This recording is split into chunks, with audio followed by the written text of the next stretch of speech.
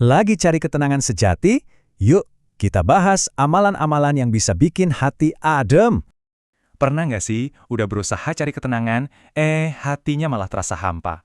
Padahal sumber ketenangannya sesungguhnya itu udah dikasih langsung sama Allah. Al-Quran. Dan di dalamnya ada surat-surat yang punya kekuatan dan keutamaan luar biasa loh. Contohnya, surah Al-Fatihah. Ini surat pembuka, yang bisa jadi penyembuh segala penyakit hati.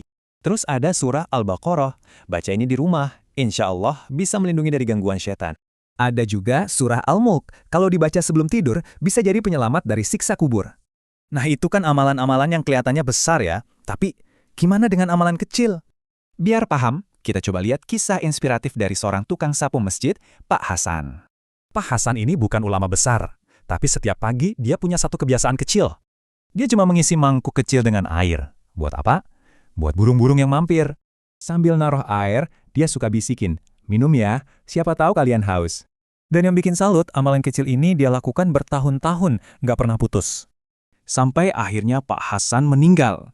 Nah, setelah itu ada seorang pemuda yang memimpikan beliau. Di dalam mimpi itu, si pemuda nanya, "Pak, amalan apa yang bikin Bapak di tempat seindah ini?" Pak Hasan jawab dengan rendah hati, "Saya ini bukan ahli ibadah yang hebat kok." Ternyata, amalan yang diterima Allah itu air yang setiap hari aku siapkan untuk burung-burung.